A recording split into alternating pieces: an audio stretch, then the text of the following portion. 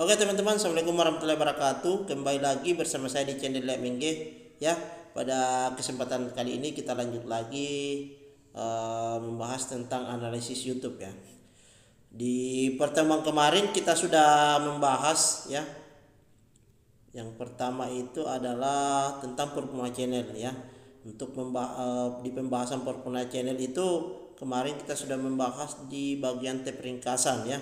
Sekarang kita lanjut ya tentang interaksi penonton ya, bagaimana interaksi penonton terhadap video kita. Jadi untuk mengetahuinya itu kita masuk di bagian tab konten ya. Kita sudah masuk di bagian tab konten.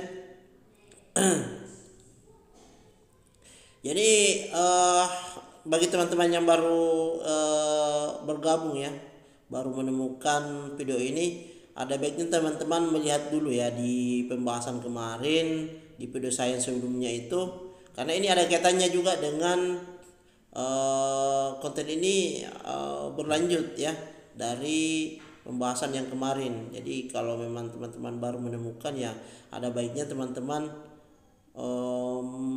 melihat juga di pembahasan yang kemarin itu ya. Jadi untuk masuk itu di bagian tab konten ya, tab konten. Yang pertama kita menggunakan aplikasi YouTube Studio ya, aplikasi YouTube Studio ya, karena kita mau mengetahui nih analisisnya nih ya, mengetahui analisisnya kita masuk di aplikasi YouTube Studio untuk versi web ya, versi web. Jadi kan ada aplikasi kita tuh di HP, tapi saya sarankan teman-teman pada saat mau melihat analitik itu sebaiknya ada di masuk di pencarian browser ya, browser Chrome lah, Google Chrome lah ya, Google Chrome, kemudian login masuk YouTube Studio dengan aplikasi Google Chrome tadi ya. Nah, pada saat kita sudah masuk di aplikasi YouTube Studio ya, teman-teman klik analitik, kemudian klik lagi bagian konten ya. Kemudian pada saat teman-teman sudah masuk di bagian konten itu akan ada yang namanya bagian di bawahnya lagi ada namanya penayangan ya, semua all ya, penayangan. Penayangan itu maksudnya adalah total keseluruhan yang ditonton penonton dari keseluruhan video kita, baik itu dari video panjang kita, video short ataupun video live streaming kita teman-teman ya. Jadi itu keseluruhan ya yang di ini, karena itu all ya. Kemudian ada lagi yang namanya tayangan dan pengaruh pada waktu tonton ya. Ini tayangan ya. Kemarin saya sudah sempat bahas juga kan, ada tayangan, ada penayangan. Jadi tayangan itu adalah apa yang ditampilkan ke beranda orang ya, thumbnail kita itu ditampilkan ke beranda orang, itu akan muncul satu tayangan ya, apa yang disodorkan. Jadi video kita itu ya disodorkan oleh YouTube ke beranda orang ya. Jadi pada saat muncul di beranda orang itu masuk kategori satu kali penayangan ya, satu kali tayangan teman-teman. Kemudian lanjut ada konten yang dipublikasikan. Nah ini keseluruhan juga nih teman-teman, keseluruhan video kita tuh, baik itu video panjang, video short ataupun video live streaming kita. Pokoknya apa yang dipublikasikan di situ teman-teman, selama itu publik, teman-teman buat konten kemudian dimasuk kategori publik, itu akan muncul semua di situ ya. Kemudian cara penonton menemukan konten Anda ya. Jadi sumbernya dari mana sehingga video kita ini diklik sama orang, ditonton sama orang, itu ada beberapa ya. Yang pertama itu adalah fitur jelajah, ada feed short, rekomendasi video, penelusuran YouTube, dan halaman channel ya. Teman-teman sudah kalau sering lihat-lihat analitik video ataupun channel teman-teman itu pasti paham lah apa itu fitur jelajah, feed short, rekomendasi video, dan penelusuran YouTube, dan halaman channel juga udah tahu lah pasti teman-teman. Kemudian ada namanya video. Jadi teman-teman kalau ngeklik ya tadi ya bagian konten itu kan ada semua ya, ada semua all, ada penayangan, ada tayangan, konten, kemudian ada video. Nah, video itu kalau teman-teman klik juga ya, di bagian video itu akan muncul namanya kartu metrik utama, momen penting, kemudian cara penonton menonton video Anda, kemudian video teratas ya. Nah, terus ada lagi short tuh, video short kita. Nah, kalau kita klik video short kita itu, nah ini analisisnya ada di sini nih, trafficnya ada di sini nih ya.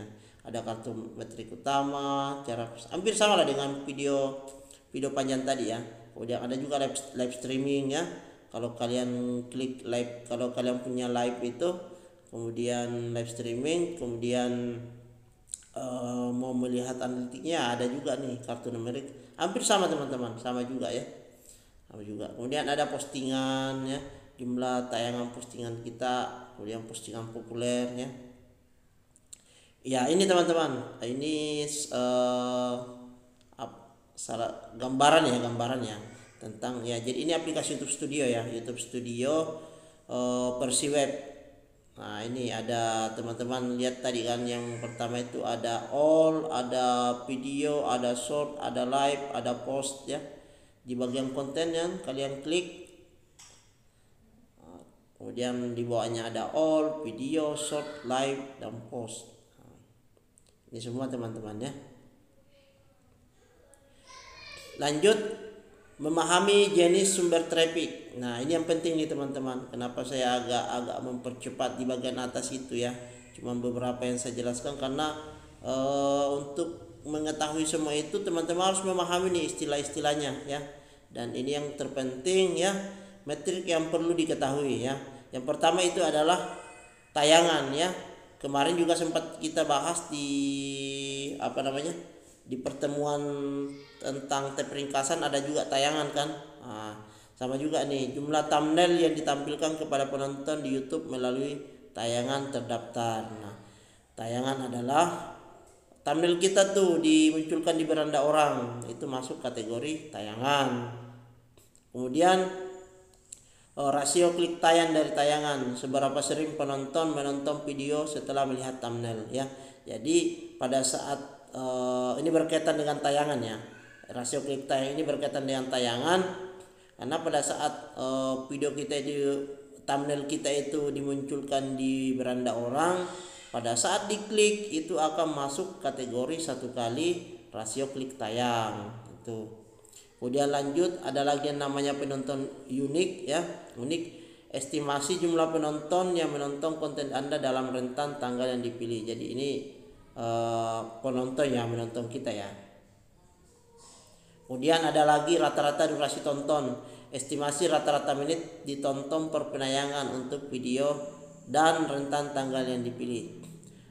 Rata-rata durasi ya, ini berapa lama sih penonton melihat video kita, itu masuk kategori rata-rata durasi tonton. Jadi maksudnya itu kalau misalkan video kita itu 10 menit tapi rata-ratanya itu 5 menit, ya itulah dari keseluruhan misalkan 10 orang yang menonton, rata-ratanya itu ada yang 5 menit, 4 menit, ada yang 6 menit, ada yang 3 menit, ada yang 5 menit, ya itu akan masuk.